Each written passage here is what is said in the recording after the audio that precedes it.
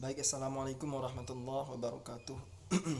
Teman-teman sekalian berbahagia, pada pagi hari ini, tepatnya subuh hari ya teman-teman.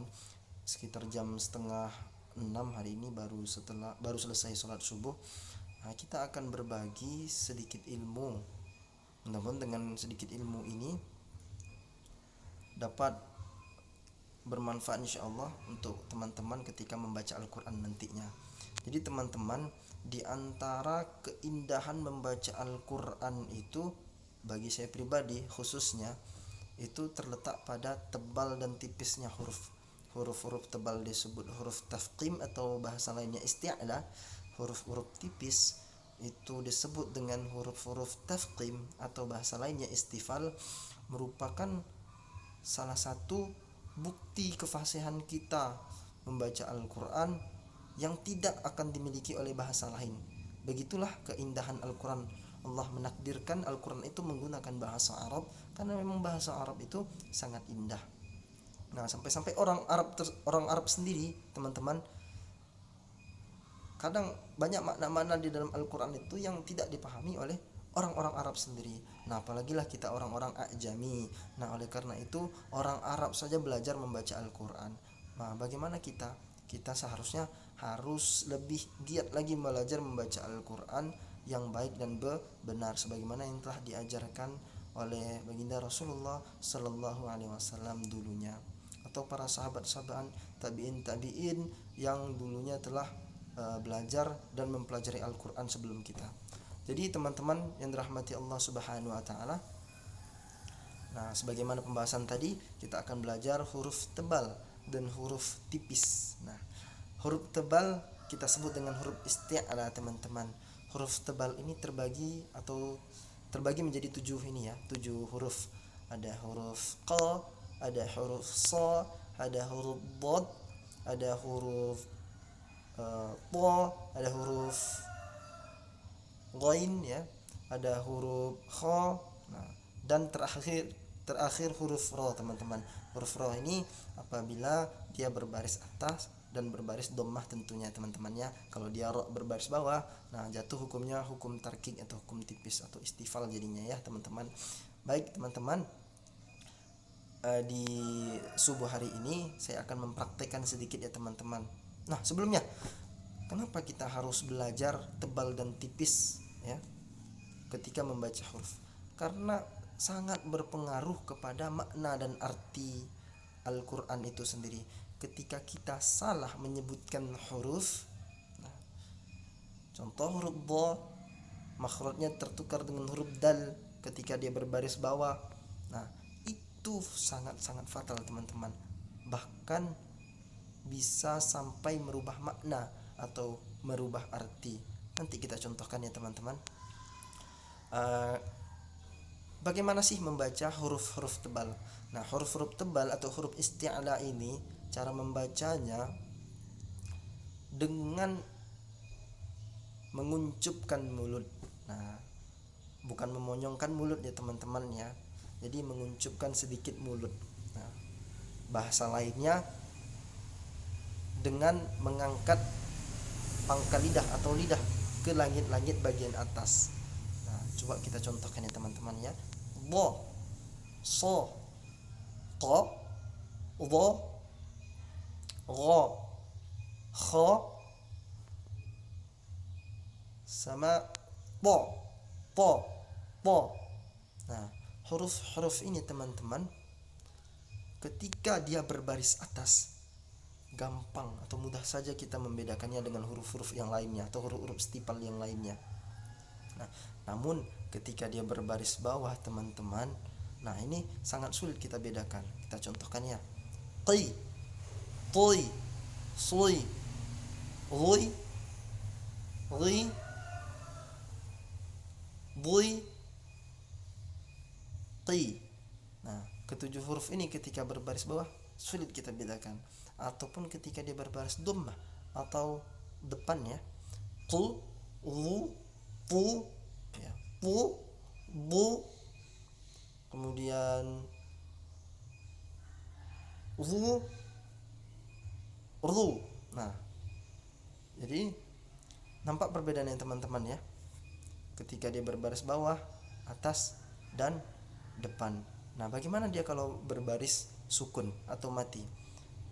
Kita bulatkan mulutnya atau kita kuncupkan mulutnya, bukan monyong ya teman-teman, perlu digaris bawahi. Karena pada intinya sebenarnya ya teman-teman, huruf isti'la itu adalah mengangkat pangkal lidah atau lidah ke langit-langit bagian atas, bukan dengan menguncup bukan dengan memonyongkan mulut ya teman-teman. Itu perlu diperhatikan, karena ketika kita memonyongkan mulut menyebutkan huruf isti'la, maka jatuhnya huruf-huruf tersebut menjadi huruf-huruf bibir. Nah, itu tidak dibenarkan, karena huruf bibir itu ada juga huruf-hurufnya. Nah, baik teman-teman, kita cobakan ketika dia berbaris sukun atau mati. Alpo, au, au, alpo, aus, au, al. Nah, alpo, aus, al, al, al, alpo. Nah, bagaimana dengan contoh ayat atau contoh kalimat? Kita coba ko berbaris depan di Quran surah Al-Ikhlas. Nah, jangan sampai tertukar dengan makharijul huruf K ya teman-teman. Nah, ketika kita dengarnya terdengar seperti K baris depan, maka bunyinya jadi kul. Sementara dia di situ huruf Q. Nah, Q berbaris depan, maka kita harus tebalkan bunyinya. Kul, kul, kul, bukan kul. Kalau kul, maka kita menyebutkan K berbaris depan. Qul huwallahu ahad. Qul huwallahu ahad. Nah, seperti itu. Nah, itu untuk huruf Q. Nah, bagaimana dengan huruf To? To berbaris depan bunyinya jadi tu, tu, tu, tu. Huruf Do berbaris depan bunyinya menjadi bu. Huruf So berbaris depan menjadi su. Huruf Zo berbaris depan menjadi lu. Huruf Ghain berbaris depan menjadi ru. Huruf Ro menjadi berbaris depan menjadi ru. Nah, teman-teman yang berbahagia, bagaimana dengan huruf-huruf tipis? Nah, huruf-huruf tipis ini teman-teman, kalau kita tahu huruf hijaiyah ada 28 atau 29 huruf. Nah, huruf isti'la 7 huruf. Selain daripada huruf isti'la ada berapa itu? Maka dia huruf tipis. Berarti ada berapa huruf istifal, huruf bawah atau huruf tipis? 29 dikurang 7 berapa? 20 ya, 22. Jadi ada 22 huruf tipis atau huruf istifal ya. Nah, sebaliknya kalau huruf tebal, lidah terangkat ke langit-langit atas. Nah, sementara kalau dia huruf tipis, maka lidah di bawah saja atau mulut sedikit tertarik. Nah, contoh a, ba, ta, sa, ja, ha, kha, da. A, ba, ta, sa, ja, ha, da, za, za, selain huruf yang 7 tadi teman-teman ya. Baik, mungkin demikian. Perlu menjadi catatan untuk kita, jangan sampai huruf q berbaris bawah qi kita tukar bunyinya menjadi huruf k, karena k huruf tipis. Atau huruf to, nah berbaris bawahnya tui kita tukar menjadi huruf ta, huruf istifal atau huruf bawah huruf ta menjadi ti. Nah, contohnya banyak teman-teman, banyak sekali contohnya. Contoh huruf so huruf tebal, jangan sampai berbaris bawahnya kita sebut menjadi si, padahal dia sui. Cara gampangnya teman-teman, kalau susah menyebutkan huruf so berbaris bawah yang berbunyi sui, maka kita cobakan aja menjadi Latin ya, swi, sui, swi, sui, ihdinas sui. Contohnya ihdinas sui, ihdinas sui, ihdinas siratal mustaqim, ihdinas siratal mustaqim, ihdinas siratal mustaqim. Itu contoh gampangnya. Nah, jika kita baca menjadi huruf sa berbaris bawah, bunyinya jadi seperti ini, ihdinas siratal mustaqim. Nah, itu fatal teman-teman ya, menukar huruf sa menjadi huruf sa. Dia huruf sa kita tukar menjadi huruf sa ketika dia berbaris bawah.